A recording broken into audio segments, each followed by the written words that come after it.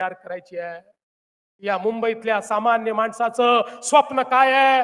या मुंबईच्या मराठी माणसाचं स्वप्न काय आहे? अरे एकेकाळी या गिरणगाव मध्ये, या दक्षिण मुंबईमध्ये राहणारा तो मराठी माणूस, तो हद्दपार झाला, पाप कोणाचा आहे? गिरणी कामगार हद्दपार झाला, पाप कोणाचा आहे? अरे तुम्ही नेहमीच सांगता माझ्या महानगरपालिकेमध्ये 70,000 कोटी रुपयाच्या फिक्स डिपॉझिट केले आहेत। अरे त्या फिक्स डिपॉझिटच्या रसीदी आम्ही चाटायच्या का? अरे ज्यावेळी माझा तो गिरणी कामगार त्या ठिकाणी मुंबईच्या बाहेर जात होता, ज्यावेळी त्याला त्या ठिकाणी रस्त्यावर आणण्याची वेळ होती, अरे त्या 70,000 कोटीतले 2-3 हजार कोटी जरी खर्च केले असते तरी माझ्या गिरणी कामगाराला याच मुंबईमध्ये त्याचं हक्काचं घर मिळालं असतं। आम्हाला कागद आणि रसीदी चाटण्याकरता त्या ठिकाणी सत्ता नको आहे, आम्हाला जिवंत माणसाची सेवा करायची आहे। जिवंत माणसाला त्याचं हक्काचं घर हे त्या ठिकाणी मिळवून द्यायचं आहे। अरे बीडीडी चाळीच्या संदर्भात किती वर्ष या ठिकाणी संघर्ष चालला, पण आम्ही निर्णय केला की बीडीडी चाळ ही बिल्डराच्या घशात देणार नाही। या ठिकाणी बीडीडी चाळ मराठी माणसाची अस्मिता ज्या ठिकाणी होती, 80,000 मराठी माणसं त्या ठिकाणी वाट बघत होते, कधीतरी आम्हाला आमचं हक्काचं घर मिळेल। पण यांच्या कंत्राटदाराच्या, यांच्या बिल्डरांच्या जाळ्यामध्ये त्या ठिकाणी हा बिल्डर की तो बिल्डर, त्याच्या या भांडणामध्ये त्या बीडीडी चाळीचा यांनी सत्यानाश केला। पण आम्ही निर्णय केला बिल्डराची आवश्यकता नाही, म्हाडा स्वतः त्या ठिकाणी बीडीडी चाळ बांधेल।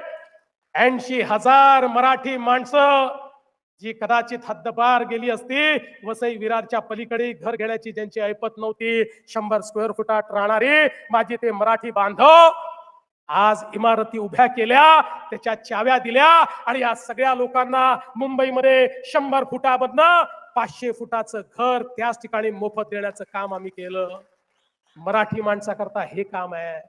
आज अभ्युदय नगरचा विकास त्या ठिकाणी आपण सुरू केला। अभ्युदय नगर जे आमच्या गिरणी कामगारांचं, जे आमच्या मराठी माणसाचं एक अशा प्रकारची ही वस्ती आहे, ज्या वस्तीमध्ये आपल्याला मुंबईची खरी संस्कृती पाहायला मिळते। का त्याचा विकास होऊ शकला नाही, पण आज त्याचाही विकास करण्याचं काम हे आम्ही शिंदेजींनी, आम्ही सगळ्यांनी मिळून या ठिकाणी केलं आणि आता त्याचंही बांधकाम आम्ही सुरू करतोय।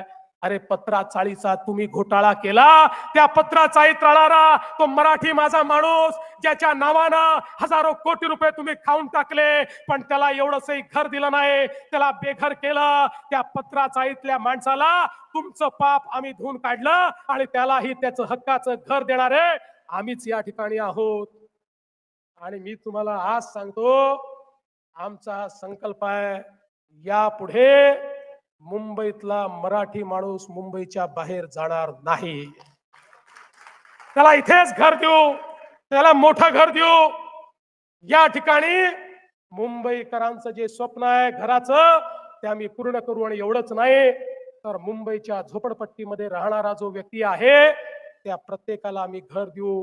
तुम्ही बघा, जेव्हापासनं या महाराष्ट्रामध्ये आपलं सरकार आलं, महायुतीचं पहिलं सरकार असेल, दुसरं सरकार असेल, आता तिसरं सरकार असेल, या प्रत्येक सरकारमध्ये आपण मोठ्या प्रमाणात एसआरएच्या माध्यमातून योजना सुरू केल्या। जुन्या योजना रखडल्या, पण आपल्या योजना चाललेल्या आहेत आणि मोठ्या प्रमाणात आज झोपडपट्टीवासियांना घर देण्याचं काम आपण या ठिकाणी करतो। आणि म्हणून मुंबईकरांचा प्रश्न घरांचा आम्ही सोडवतो आहोत। आणि एवढंच नाही तर मुंबईकरांचा दुसरा प्रश्न काय आहे? मुंबईकरांचा दुसरा प्रश्न हा दळणवळणाचा आहे, कम्युटेशनचा आहे। मुंबईकर आपल्या जीवनातले जे क्षण परिवारासोबत घालवायचे ते सगळे क्षण कुठेतरी लोकलमध्ये, ट्रेनमध्ये, रस्त्यावर धक्के खात त्या ठिकाणी तो फिरत असतो। त्या मुंबईकराला त्याचं जीवन सुकर करण्याकरता, इज ऑफ लिव्हिंग आणण्याकरता 450 किलोमीटरच्या मेट्रोचं नेटवर्क आम्ही सुरू केलं आणि त्यातलं जवळजवळ 150 किलोमीटरचं आम्ही पूर्ण केलाय। दरवर्षी आता 50-100 किलोमीटर आम्ही पूर्ण करणार आहोत। आणि मी विश्वासानं सांगतो 2028-29 पर्यंत मुंबईच नाही तर जी विस्तारित मुंबई आहे, MMR रिजन आहे, त्याच्या कुठल्याही भागातनं कुठल्याही भागात जाण्याकरता जास्तीत जास्त लागणारा वेळ हा 59 मिनिटाचा असेल, अशा पद्धतीनं मुंबईचं नियोजन केलंय।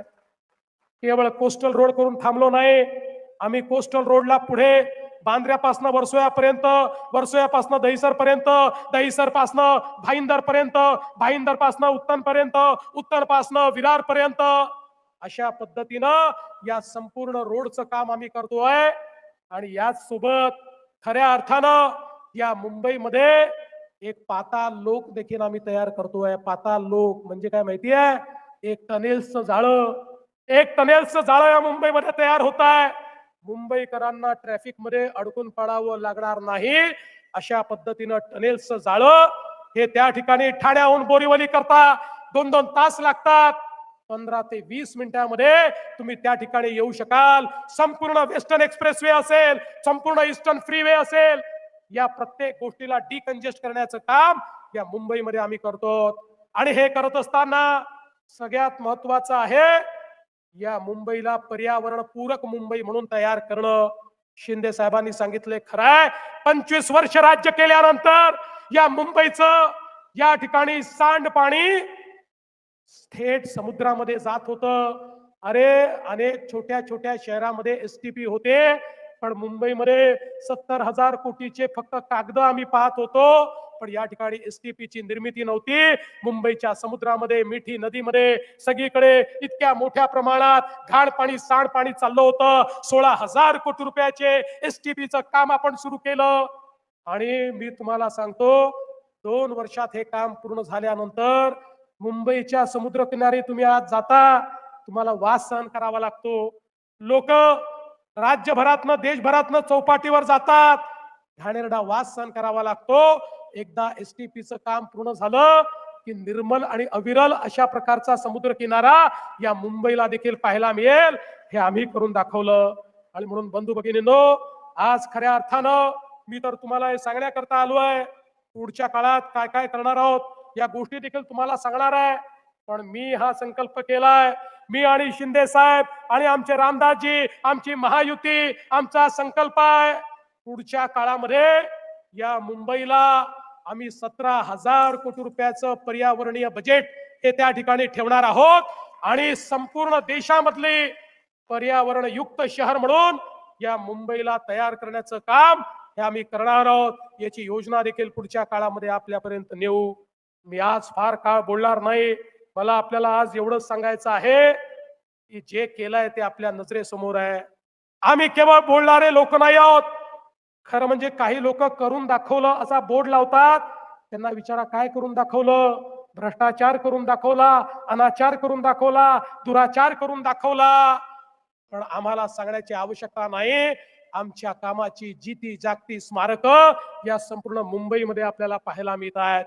आणि आज मी तुम्हाला एवढंच सांगण्याकरता आलोय, या मुंबईच्या जनतेने पुन्हा एकदा आमच्यावर विश्वास दाखवून ही महानगरपालिका आमच्या हातामध्ये द्यावी. पारदर्शी प्रामाणिकतेतून या महानगरपालिकेच्या माध्यमातून एक नवीन मुंबई घडवून दाखवू. आज मुंबईमध्ये लोक येतात तर ते म्हणतात मुंबई बदलते आहे, पण आम्हाला केवळ इन्फ्रास्ट्रक्चर बदलायचं नाही आहे, या मुंबईतले गोरगरीब मध्यमवर्गीय यांच्या जीवनामध्ये परिवर्तन आणायचं आहे. तो आमचा प्रयत्न आहे, त्याकरता आमचा संघर्ष आहे. आणि त्याकरता मुंबईकरांचा आशीर्वाद आम्हाला हवाय. तो आशीर्वाद आज या निमित्ताने आपल्या सगळ्यांना मागतो आणि हा विश्वास व्यक्त करतो, येत्या 15 तारखेला या ठिकाणी एक मोठा विजय आपला होईल. भारतीय जनता पार्टी, शिवसेना आणि रिपाईचे जेवढे कार्यकर्ते आहेत, या सगळ्या कार्यकर्त्यांनी एक दिलाने या ठिकाणी काम करावं, एकजुटीने काम करावं, मेहनतीने काम करावं. 15 तारखेपर्यंत दिवसाची रात्र आणि रात्रीचा दिवस करावा. आणि मी तुम्हाला या ठिकाणी शब्द देतो, 16 तारखेचा विजय हा महाविजय असेल. हा माझा तुम्हाला शब्द आहे. एवढंच बोलतो आणि माझं बोलणं संपवतो. धन्यवाद. जय हिंद, जय महाराष्ट्र. खूप खूप धन्यवाद आदरणीय देवा भाऊजी. नक्कीच विजय 16 तारखेला आपला आहे. सगळ्यांना मी जागेवरती उभं राहण्याची विनंती करतो. आपलं महाराष्ट्राचं राज्यगीत आणि राष्ट्रगीतानी आजच्या या महासभेची सांगता होणार आहे, त्यामुळे आपण सगळ्यांनी जागेवरती स्तब्ध उभं राहायचं आहे. राज्यगीतानी राज्यगीत आणि त्यानंतर राष्ट्रगीत.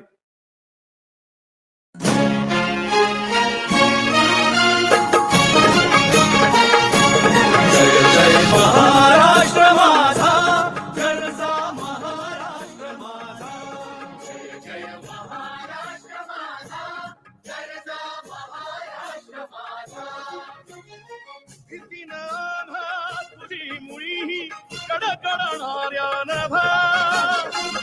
उस्मानाच्या सुलतानीला सभापते ती जिभा सह्याद्रीचा सिंह गर्जत शिवशंभूराजा दरी दरीतून नाद गुंजला महाराष्ट्र माझा महाराष्ट्र माझा गरजा महाराष्ट्र माझा काळ्या छातीवरी कोरली अभिमानाची लेणी ओलादी मनगटे खेळती खेळ जीव घेणी दारिद्र्याच्या उन्हात शिजला विठलाच्या घामाने भिजला देश गौरवासाठी झिजला दिल्लीचे ही दत्तराणी महाराष्ट्र माझा जय महाराष्ट्र माझा गरजा महाराष्ट्र माझा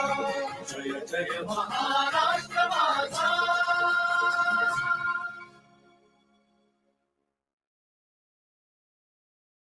जनगण मन अधिनायक जय हे भारत भाग्य विधाता पंजाब सिंध गुजरात मराठा द्राविड उत्कल गंगा विंध्य हिमाचल यमुना गंगा उच्चल जलधि तरंगा तव शुभ नामे जागे तव शुभ आशीष मांगे गाहे तव जय गाथा जन गण मंगलदायक जय हे भारत भाग्य विधाता जय हे जय हे जय हे जय जय जय जय हे